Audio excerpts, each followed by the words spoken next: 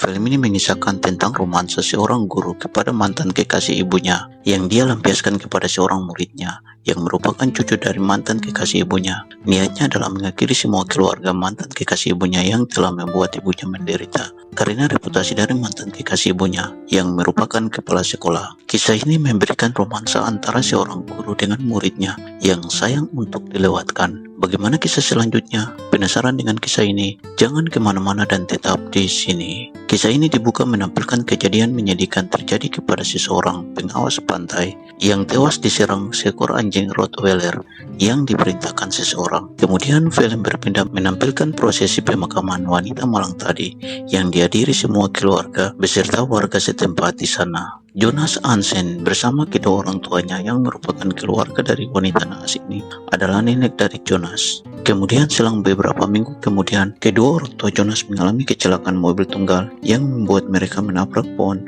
sehingga mengakhiri hidup mereka. Peristiwa ini menjadikan Jonas adalah pria yatim piatu yang malang nasibnya harus kehilangan keluarganya, pulau di mana mereka tinggal. Setelah selesai pemakaman, temannya yang bernama Nina, yang juga menjadi teman dekatnya, memberikan perhatian khusus kepada Jonas, dan kakek Jonas meminta Jonas tinggal bersamanya. Setahun kemudian, film menampilkan para siswa pulau tersebut kembali masuk sekolah, di mana mereka sedang menunggu guru datang mengajar di kelas. Mereka para siswa di kelas dikagetkan oleh guru baru yang meminta mereka keluar kelas mereka pergi ke pinggir pantai. Guru baru ini adalah Ibu Elena Chung, merupakan guru pengganti di kelas mereka ini karena guru sebelumnya mengalami kecelakaan. Elena mempersilahkan semua siswa menikmati keindahan alam di sana sebagai perkenalan awal dia. Kemudian Jonas bersama Nina dan juga seorang teman lainnya menolong Ibu Elena membereskan tempat tinggal Ibu Elena. Namun terjadi insiden kecil yang membuat Nina terluka dan mereka menolong Nina pergi untuk diobati meninggalkan guru Elena. Guru Elena memiliki banyak foto Jonas yang tidak diketahui tujuan dari guru Elena, tetapi di matanya tersimpan bara dendam yang dia pendam. Keesokan harinya setelah pelajaran di kelas berakhir, guru Elena memuji semua puisi tulisan Jonas, sehingga membuat Jonas merasa diperhatikan oleh guru Elena. Elena mengatakan pada Jonas untuk membawakan tulisan puisinya ke rumah guru Elena. Berbeda dengan guru Elena, yaitu kakek dari Jonas, menyimpulkan puisi Jonas adalah puisi yang kurang bagus karena meniru puisi orang lain. Hal tersebut membuat Jonas kecewa oleh penilaian kakeknya, tetapi Nina mengatakan jika dia sangat terkesan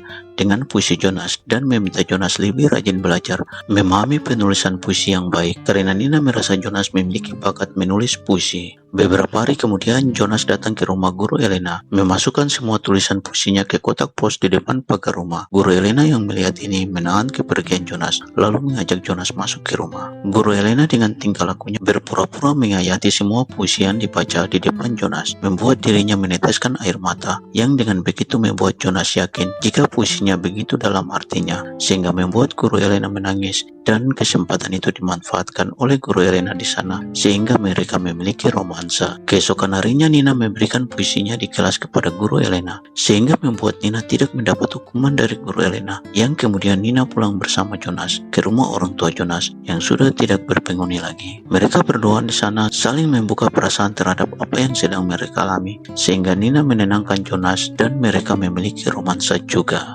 Kemudian saat pihak sekolah mengundang kakek dari Jonas yang adalah mantan kepala sekolah beberapa tahun sebelumnya, Jonas sangat terkejut saat hendak berbicara karena dia melihat guru Elena yang seketika membuat kakek Jonas jatuh pingsan di panggung. Hal ini dilihat oleh Nina, menyaksikan bagaimana guru Elena dengan penampilan baru rambut pendek yang membuat kakek Jonas pingsan. Nina mengatakan semua hal aneh yang sedang dilakukan guru Elena kepada Jonas juga, akan tetapi Jonas tidak mau mendengarkan perkataan dari Nina yang membuat mereka bertengkar dan Nina pergi malam itu. Malam itu guru Elena menggunakan segala cara dengan membuat Jonas setengah sadar di kamar Jonas sehingga guru Elena memiliki kesempatan bersama Jonas dan mereka kembali memiliki romansa lagi. Kejanggalan-kejanggalan yang terjadi di tempat ini membuat kakek sangat tertutup dari sikap kakek yang terbuka. Di sisi lain di sekolah, Nina menjadi sangat penasaran untuk menemukan kebenaran tentang siapa sebenarnya guru Elena. Kali ini Nina pergi ke perpustakaan mencari berkas para pengajar sekolah dan dia menemukan seorang staf sekolah tahun 1985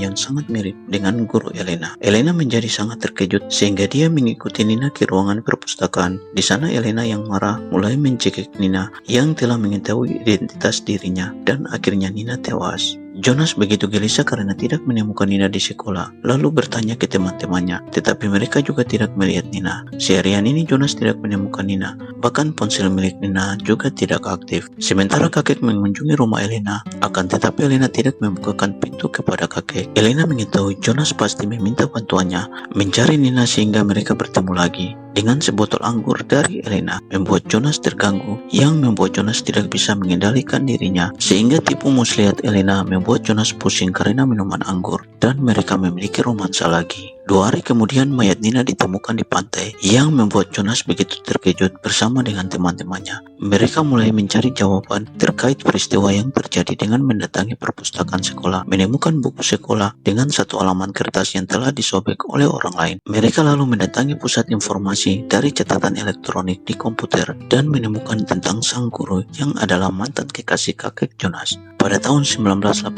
yang silam. Sementara di rumah sakit, kakek terkejut oleh Elena yang menjelaskan kepada kakek bahwa Elena merupakan putrinya. Dia membuka rahasia ini kepada kakek yang telah membuat ibunya terjun ke laut mengakhiri hidupnya saat Elena masih berusia 4 tahun. Elena mengatakan jika dia membiarkan kakek tetap hidup untuk menyaksikan perbuatannya mengakhiri semua keluarga kakek sebagai pembalasan dendam ibunya. Kakek dibawa pulang Elena ke rumah sebagai bagian rencana dirinya tanpa sepengetahuan dari Jonas, lalu meminta Jonas tetap tenang karena dia ingin menjelaskan siapa sebenarnya dirinya kepada Jonas. Dia menaruh bubuk obat ke dalam kopi yang diberikan kepada Jonas. Dengan begitu Elena menjelaskan semua mengenai latar belakang dia sebenarnya dengan tujuan dirinya datang ke pulau tersebut karena dia sebenarnya hanya akan membalaskan dendam atas perbuatan kakek pada ibunya. Seketika juga Jonas terjatuh lemas karena pengaruh bubuk obat yang dicampuri ke dalam minuman kopi. Elena menarik Jonas masuk ke dalam kolam kecil di halaman rumah, lalu mencoba mengakhiri hidup Jonas dengan menenggelamkan Jonas, yang secara tidak terduga oleh Elena kalau Jonas melakukan perlawanan balik, yang membuat Jonas menggunakan semua kemampuan darinya mengakhiri hidup Elena seketika di depan mata kepala kakeknya, mengakhiri kisah guru Elena, dan film pun berakhir. Demikian kisah romansa ini. Jangan lupa tekan tombol suka, komentar, dan subscribe. Berikan dukungan Anda dengan membayar love untuk membantu mengembangkan channel ini. Terima kasih atas dukungan Anda semua dan sampai jumpa.